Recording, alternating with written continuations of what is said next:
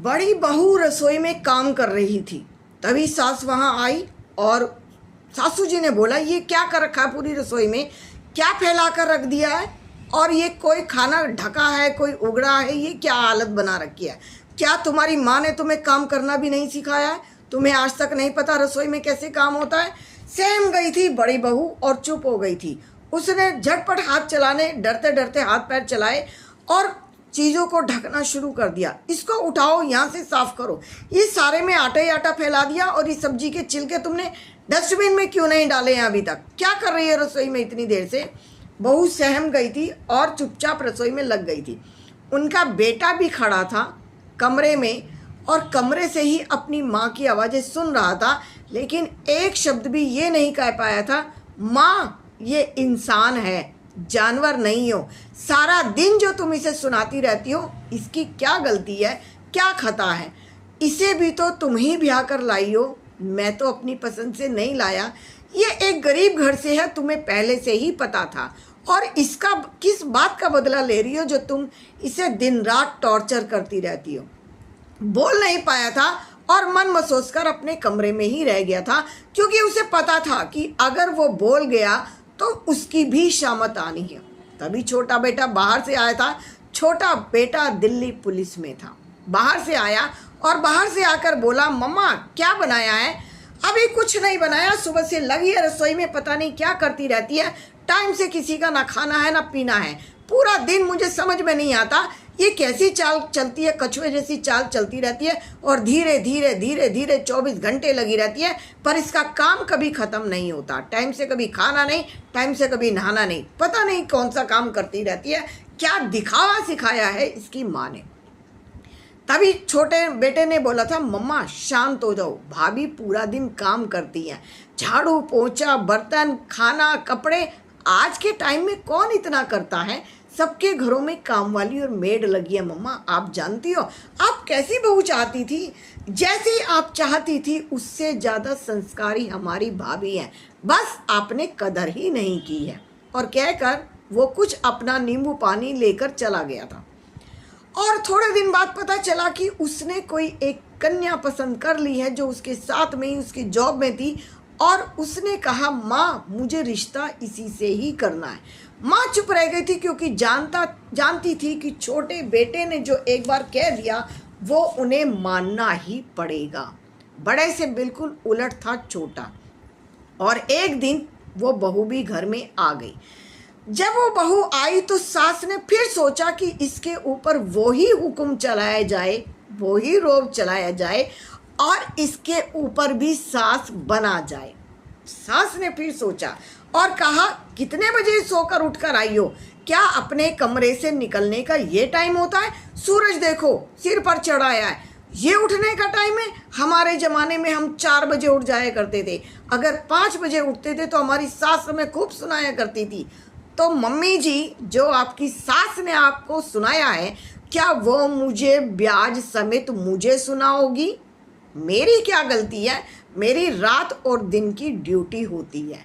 रात को अगर मैं जागी हूँ तो मैं सुबह कितने बजे तक सोऊंगी, शायद आपको अभी पता नहीं है रात और दिन की ड्यूटी क्या होती है। सास थोड़ा सा सहम गई थी।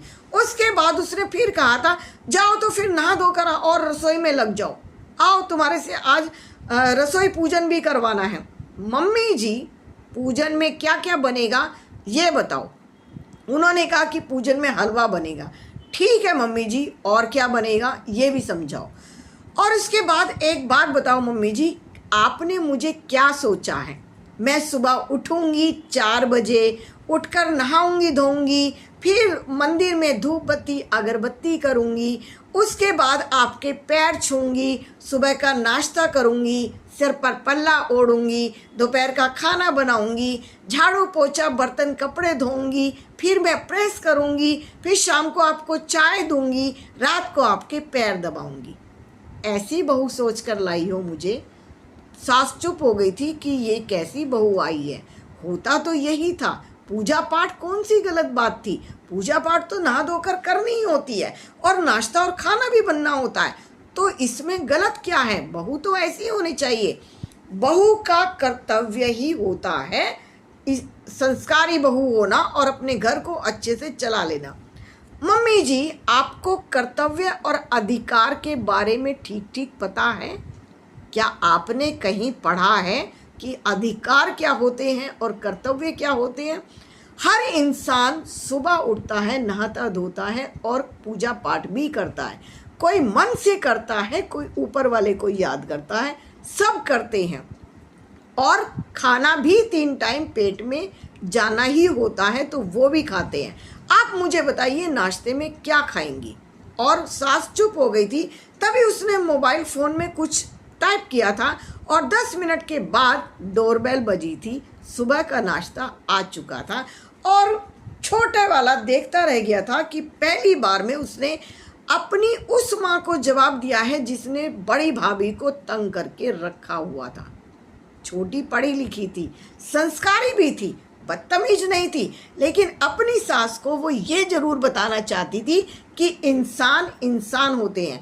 तभी बड़ी बहू को आवाज़ लगाई थी, भाभी आप भी आ जाइए। बड़ी बहू सहम गई थी, नहीं मैं यहीं ठीक हूँ छोटी, मैं यहीं पर रसोई में ही बैठकर खाना खा लिया करती हूँ। नहीं, आज से आप भी डाइनिंग टेबल पर ही बैठेंगी। पर छोटी, मैं मम्मी जी के साथ में नहीं बैठ सकती हूँ, मुझे डर लगता है। नहीं भाभी, आज के बाद आपको डरने की ज़रूरत नहीं है। जहाँ पर सब लोग बैठेंगे वहीं पर आप भी बैठेंगे। गरीब और अमीर आप मैके में थी, यहाँ आप बराबर का हक रखती हैं। भैया के साथ आप बैठेंगी, मम्मी जी सामने बैठेंगी और इधर हम बैठेंगे। परिवार परिवार की तरह रहना चाहिए। मैं ये नहीं कहती कि बदतमीजी बहुत अच्छी बात है, बदतमीजी नहीं, लेकिन मुझे किसी का दबाव भी सहन नहीं होता। मेरी पोस्ट ही ऐसी है। मैं दुनिया का न्याय करती हूँ, मैं न्याय जानती हूँ। पहला हक आपका होता है, आप बड़ी होती है, पहले आप बैठिए। और कहकर बड़ी को बिठा दिया था और बड़े भाई तो जैसे दिल ही दिल उसको इतनी दुआएं दे रहे थे कि छोटी, तूने आज वो कर दिया जो मैं पति होकर भी नहीं कर पाया था। और छोटी मन ही मन खुश हो रही थी कि आज मैंने जवाब नहीं दिया है, मैंने वो चीज़ सिखाई है मम्मी जी को जो सच मायने में दोनों को बराबर हक मिलना चाहिए। दोनों बहुओं को बराबर का हक दिलवा दिया था छोटी बहू ने। पढ़ाई लिखाई का और जॉब का थोड़ा सा असर दिखा दिया था छोटी बहू ने।